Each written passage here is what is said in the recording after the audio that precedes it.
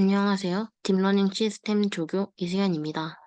본 영상은 수화 이미지 분류기 실습에 대한 해설 영상으로 파이토치를 이용하여 작성이 된 코드에 대해서 설명을 드리도록 하겠습니다. 우선 이 수화 분류기 같은 경우는 앞선 영상인 개고양이 분류와 거의 동일하게 작성이 되어 있는데요. 그래서 이번에는 좀 차이점을 위주로만 간단하게 설명을 드리도록 하겠습니다. 우선 여긴 랜덤 시드를 설정하는 부분이고, 여기는 이제 모델의 요약 정보를 출력하기 위한 함수를 설정해 준 것과, 그리고 GPU를 사용하는지 아니면 CPU를 사용하는지를 확인해 주는 코드입니다. 그리고 이제 앞에 개고양이 분류와 마찬가지로 각각 트레인과 밸리데이션 그리고 테스트 데이터의 경로를 설정을 해 주었고, 이 부분도 동일하게 트랜스폼을 VGG16의 디폴트 값에서 이제 트랜스폼을 불러와서 활용을 하였습니다. 그리고 마찬가지로 이 이미지 폴더라는 함수를 이용하여 로더를 작성을 하였습니다. 데이터를 불러오고 그 다음에 로더를 설정을 해 주었습니다. 이때 여기 보시면 이제 배치가 10, 그리고 밸리데이션은 30, 그리고 테스트 로더는 50으로 설정이 되어 있는데요.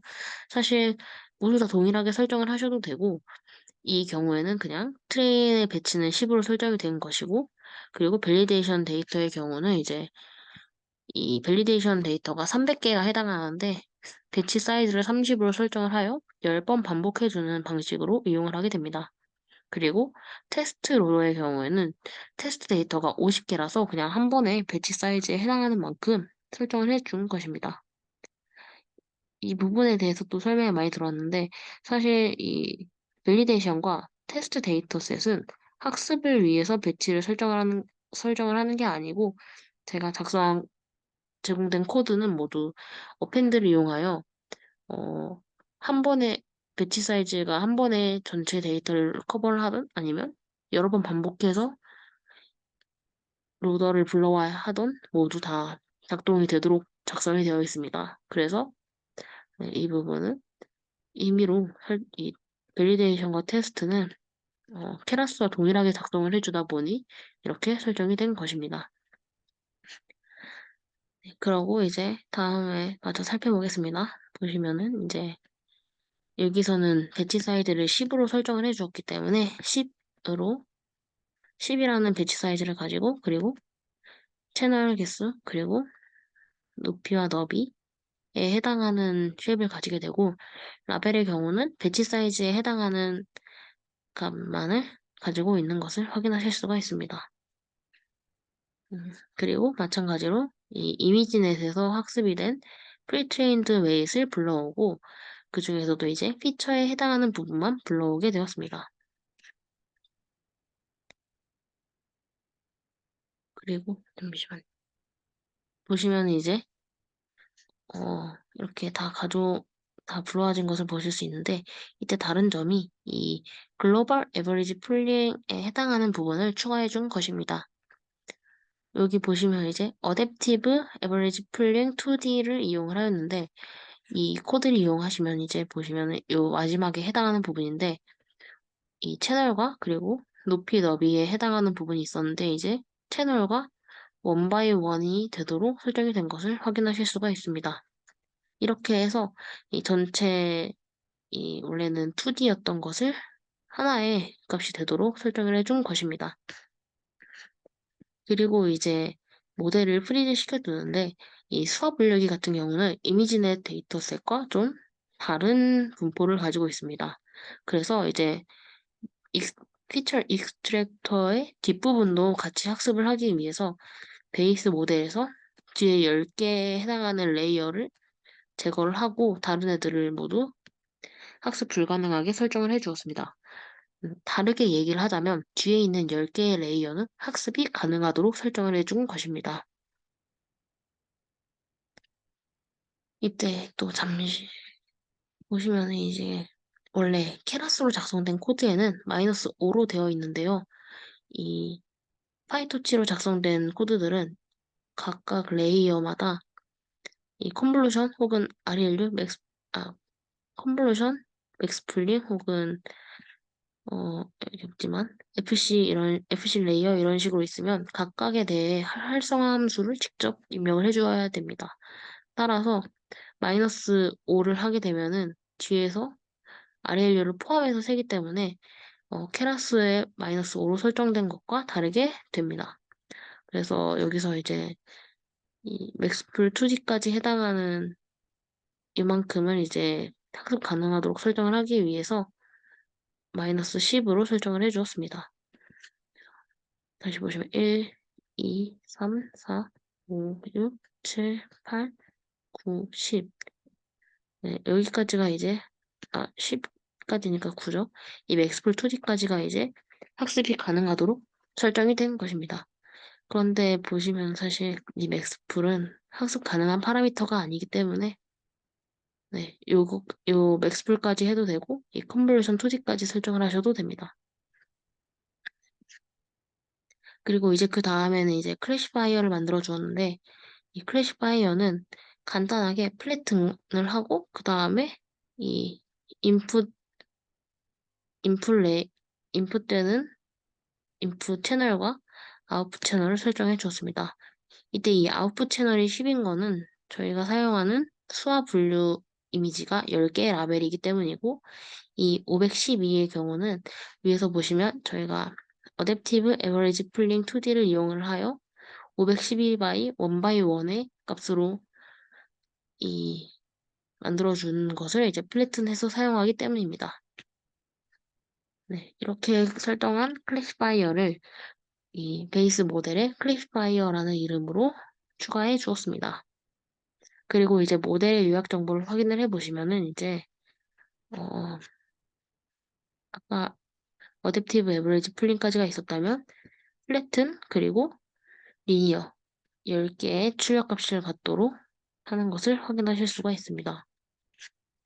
이렇게 해서 이 모델을 학습하고 베리데이션 셋으로 이제 학습 과정에 평가를 하는 것은 앞서 설명을 드렸기 때문에 넘어가도록 하겠습니다.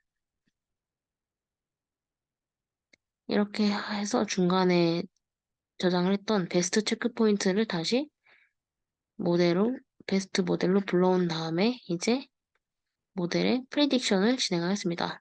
보시면 이제 테스트 데이터셋에 대해서 마찬가지로 프리드 언더바를 이용하였는데 이때 아까랑 또 다른 것은 제가 이번에는 테스트 로더를 50으로 설정을 해주었기 때문에 여기다 아이템을 하지 않고 그냥 프리딕트하고 CPU로 바꿔준 다음에 이 프리드 언더바로 받아주었습니다. 그리고 나서 이제 테스트 애큐러시를 평가를 해보면 이제 테스트 애큐러시가 100을 달성한 것을 확인하실 수가 있습니다. 이게 데이터가 되게 쉽기도 하고 그리고 테스트 데이터가 50장밖에 안 되기 때문에 이 높은 성능을 쉽게 달성하실 수가 있습니다. 그리고 이 부분은 이제 컴퓨전 매트릭스를 시각화하는 것인데 보시면은 이 라벨이 있고 이제 컴퓨전 매트릭스를 만들어주게 됩니다. 보시면 이제 GT 값이고 이 부분은 이제 제가 방금 아까 전에 예측을 했던 프리딕트 값이 해당하게 됩니다. 그리고 이제 플롯을 해주게 되는데 옆에 컬러바도 그려주고 그리고 보시면은 이 부분이 이 J와 J열에 해당하는 값에 이 컴퓨터 매트릭스의 결과값 보시면은 여기 보시면 안에 5가 되어 있죠? 그러니까 컴퓨터 매트릭스를 이렇게 여기 5라는 텍스트가 되도록 써준다라는 것입니다. 이런 식으로 이제 컴퓨터 매트릭스를 출력을 해보았고 보시면 지금 이 경우는 저희가 정확도가 100이 나왔기 때문에 모두 다 이렇게 잘 나타냈는데 예를 들어 케라스를 한번 확인해 보시면 케라스에서는 성능이 한 98% 달성하였는데 보시면 여기서 하나 틀렸기 때문에 4가 나오고 여기는 1이 되는 것을 확인하실 수가 있습니다. 네, 이런 식으로 한번 컴퓨전 매트릭스를 출력을 해보았고, 이제 이번에는 요 수화 분류기에 제출 파일을 만들어 보도록 하겠습니다. 우선 동일하게 샘플 CSV 파일을 판다스에 있는 read CSV 함수로 읽어주었고, 일부 5개에 대해서 확인을 해보았습니다. 그 다음에 아까 전에 제가 받아주었던 이 print 언더바를 출력을 해보았는데, 이 태그의 형태로 값을 반환한 것을 확인하실 수가 있습니다. 이게 50개에 해당하는 값입니다. 그리고 이제 제가 포문을 돌리기 위해서 어떤 식으로 값을 바꿔줄까를 확인을 해본 것인데, 보시면 이제 np array, 그러니까 numpy의 array 형태로 바꿔주었습니다. 네, 이렇게 바꿔주는 것을 result 값으로 받아주었고, 이렇게 되면 리스트에 해당하는 거죠. 50개의 결과 값을 갖는 array가 되게 됩니다. 이렇게 어레이를 만들어준 다음에 다시 아까 전과 유사한 방식인데요. 보시면 제가 테스트 로더의 데이터 셋 안에 이미지를 반환하면은 이 인포메이션이라는 값에 튜플 형식으로 이미지의 경로와 라벨이 반환이 된다라고 말씀을 드렸는데, 이번에도 그런 식으로 이미지 경로와 라벨이 반환이 되고, 그 중에서 이제 이미지 경로만을 사용하기 위해서 인포의 영 인덱스에 해당하는 값을 받아주었습니다. 그리고 이 부분도 보시면은 이 패스를 이 슬래시로 다 나눠주고, 그 중에서 가장 뒤에 있는 부분, 즉 파일의 이름에 해당하는 부분을 가져오게 됩니다. 그리고 이 값에 대해서 다시 스플릿하고 점으로 스플릿을 진행을 하면은 잠시만요.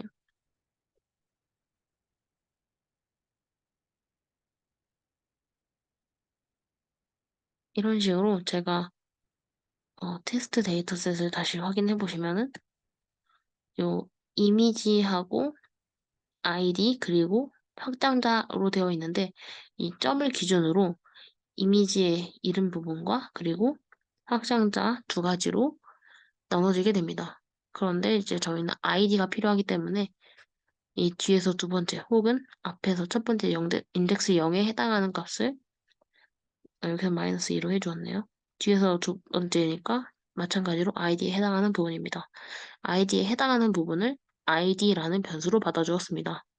그리고 이제 이 샘플 라벨에 대해서